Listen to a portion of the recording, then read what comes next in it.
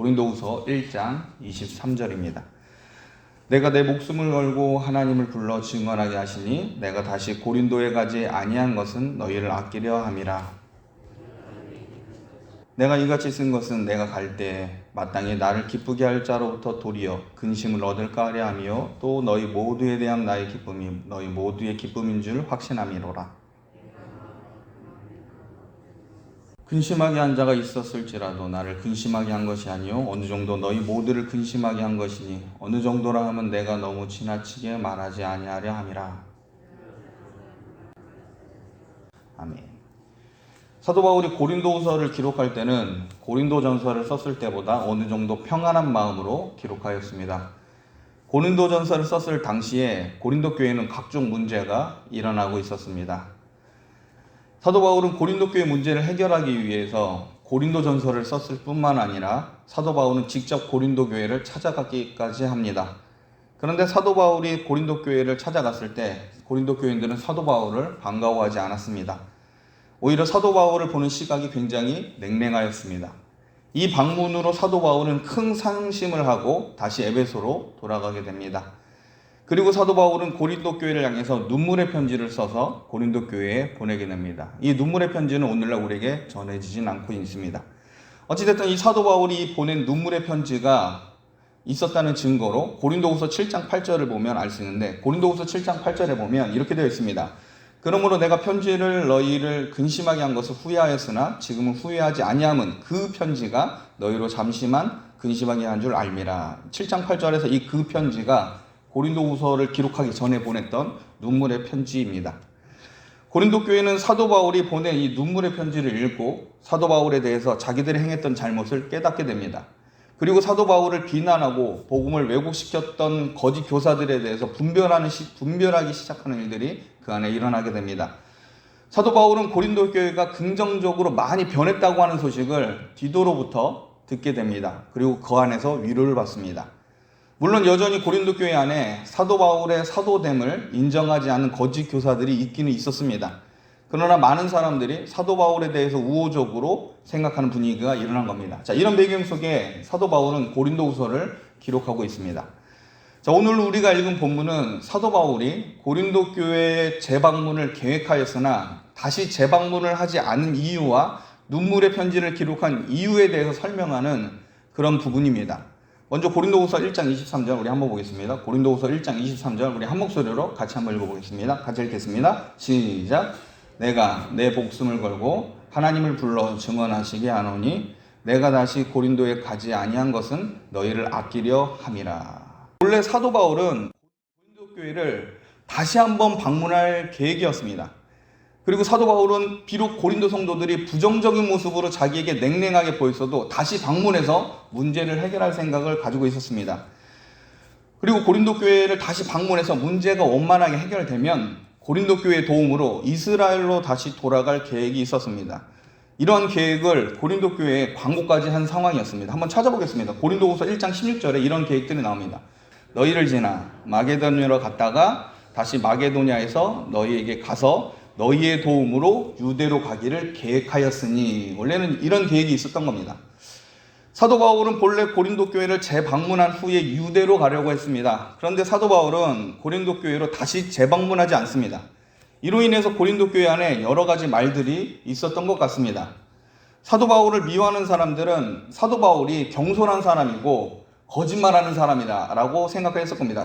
또 어떤 교인이 볼 때는 사도 바울이 교회를 방문했을 때 너무 상처를 받고 상심이 있어서 아예 고린도 교회를 포기하고 가지 않았을까 걱정하는 부류도 고린도 교회 안에 있었을 겁니다. 사도 바울은 자신이 재방문을 하지 않은 이유에 대해서 1장 23절 후반부에 다룹니다. 23절 후반부에 보면 내가 다시 고린도에 가지 아니한 것은 너희를 아끼려 함이라 라고 자기 결심을 얘기합니다. 사도 바울이 재방문하지 않은 것은 고린도 성도를 아끼기 때문에 안 간 거라고 한 겁니다. 자, 이 말을 이해하기 위해서는 고린도후서 2장 1절을 봐야 됩니다. 우리 고린도후서 2장 1절 한 목소리로 한번 다시 한번 읽겠습니다. 내가 다시는 너희에게 근심 중에 나아가지 아니하기로 스스로 결심하였노니. 사도 바울은 고린도 교회를 방문했을 때 상당한 충격을 받은 듯합니다. 에베소로 돌아왔지만 고린도 교회를 향한 실망으로 인해서 근심 가운데 있었습니다. 이때 사도 바울은 스스로 결심하길 근심 중에 고린도 교회를 방문하지 말자라고 하였습니다. 여러분, 사도 바울은 분노하는 마음 혹은 고린도의 교인 성도를 미워하는 마음을 가지고 가면 안 된다고 결심한 겁니다. 이 결심은 고린도 교회를 아예 상종하지 않겠다고 하는 그런 결심이 아닙니다. 사도 바울에게 있어 근심과 걱정과 상처를 남겨준 이 고린도 교회이지만 사도 바울은 고린도 교회를 너무나 사랑했습니다. 그래서 이 불편한 마음을 수그러들 때까지는 방문하지 않겠다고 결심한 겁니다. 사도 바울의 이러한 결심은 고린도 성도를 아꼈기 때문이라고 사도 바울은 말하고 있습니다. 고린도후서 2장 2절에 이렇게 되어 있습니다. 내가 너희를 근심하게 한다면 내가 근심하게 한 자밖에 나를 기쁘게 할 자가 누구냐라고 되어 있습니다. 고린도후서 2장 2절 말씀은 좀 해석하기가 좀 까다로운 구절입니다. 일단 2절을 헬라어로 직역하게 되면 만약 내가 너희를 고통스럽게 하면 내가 나로 인해 고통스럽게 되는 자를 제외하고 나를 기쁘게 하는 자가 누가 있겠느냐라고 이렇게 헬라어로는 직역할 수 있습니다. 사도 바울은 자기의 기쁨이며 사랑인 고린도 교인들을 향해서 징계를 해야 됩니다. 한마디로 재방문할 때는 징계가 따를 가능성이 굉장히 컸습니다. 이렇게 할 경우에 어쩔 수 없이 고린도 성도들에게 고통이 될 수밖에 없었습니다. 사도 바울의 기쁨인 고린도 성도들이 고통스럽다면 과연 내가 기쁠 수 있겠느냐라고 고린도전서 2장 2절에 자신의 심정을 얘기한 겁니다. 공동번역을 보면 공동번역은 사도 바울의 이런 마음을 잘 파려서 번역을 합니다. 나를 기쁘게 해줄 사람은 여러분밖에 없습니다. 그런데 내가 여러분의 마음을 아프게 한다면 나를 기쁘게 해줄 사람에게 슬픔을 안겨주는 셈이 되지 않겠습니까? 라고 얘기하는 겁니다. 제가 볼 땐 이 번역이 직역한 것은 아니지만 어느 정도 사도 바울의 마음을 잘 드러내었다고 저는 봅니다. 여러분, 사도 바울은 고린도 교회가 진리 안에서 세워지길 원합니다.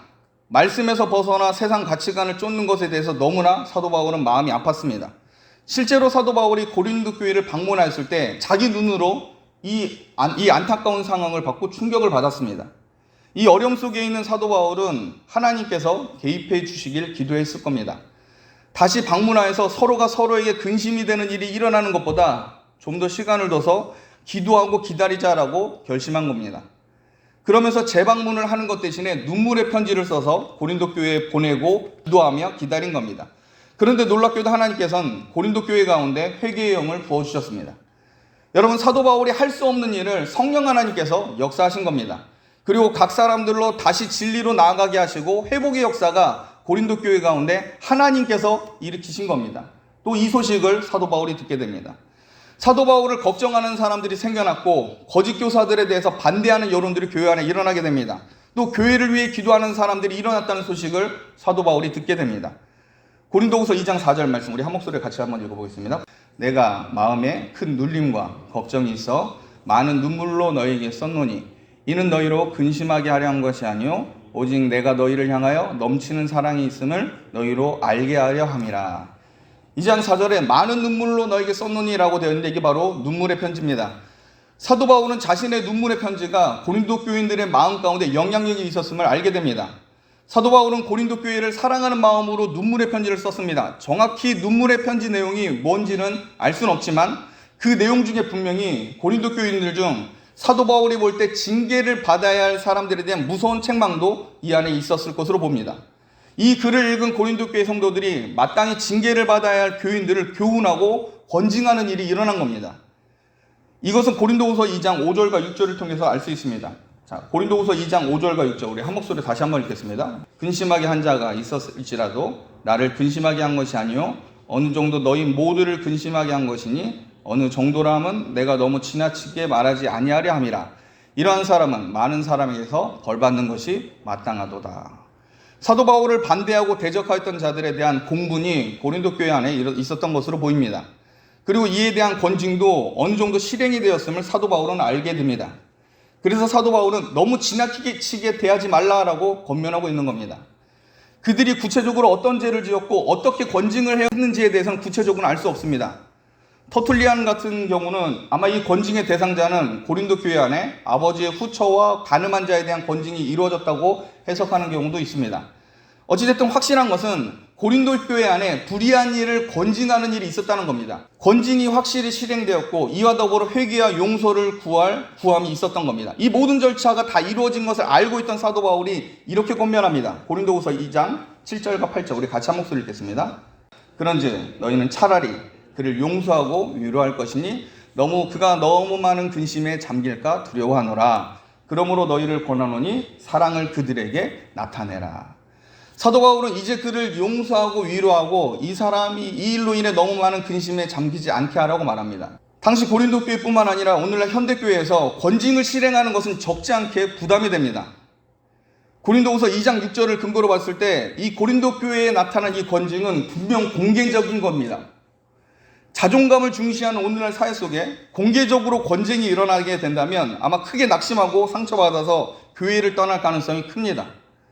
그러나 교회는 거룩하신 하나님께서 예배드리는 곳입니다.